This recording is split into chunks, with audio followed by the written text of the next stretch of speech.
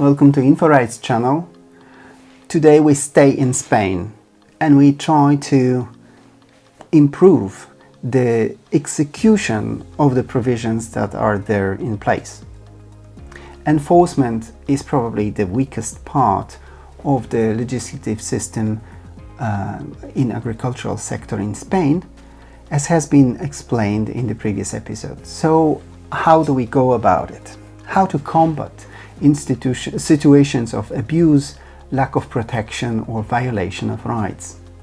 Where the solution provided by the Spanish Labor and Social Security Inspectorate is the Labor Inspectorate aware of this situation, primarily due to various complaints filed by associations, not by individual workers, but by associations.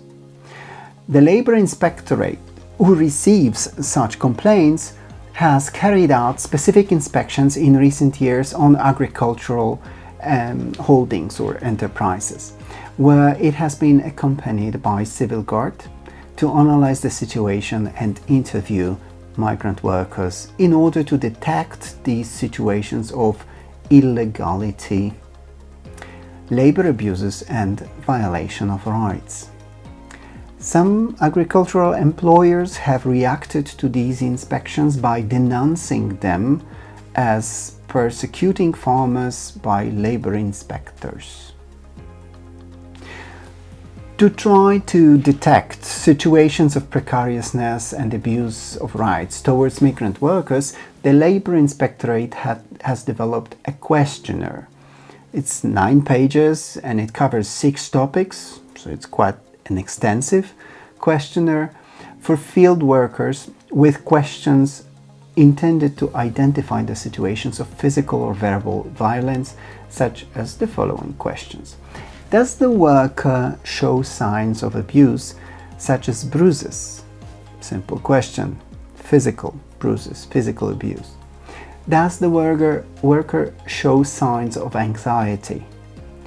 Are there other signs of mental confusion or violence? Do supervisors, employers, display violent behavior? Does the worker make incoherent statement or show signs of losing will due to the pressure from the employer?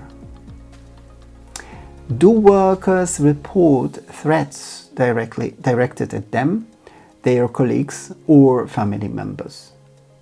Is there any evidence that the worker has been intimidated or blackmailed, with or without the employer's complicity? Does the worker display anxious behavior? Another set of questions is about a situation where freedom of movement is restricted. To cite 2 examples from this questionnaire: is the worker locked in the workplace? Can he or she freely leave the workplace at any time? Is the worker forced to sleep at the workplace? That's also an indication of restriction of free movement, freedom to move.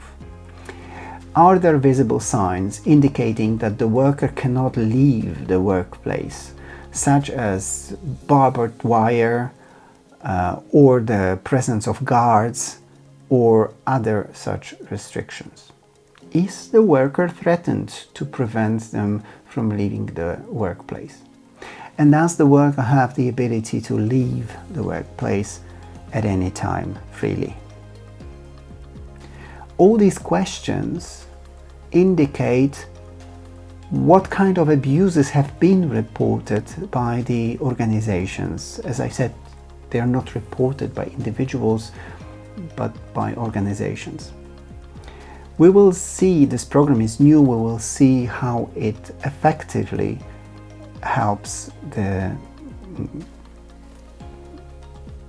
legislation to be in place, and not only in place, but also obeyed by the employers and, well, let's not call them employers, let's call them economic bandits.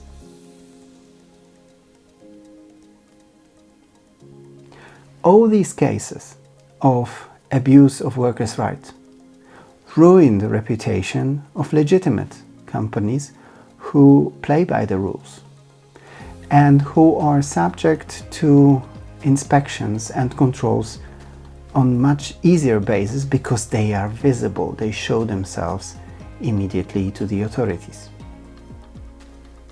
Now, how do we distinguish between legitimate company and fraudulent company? That's the most difficult part of the puzzle. Not only in Spain.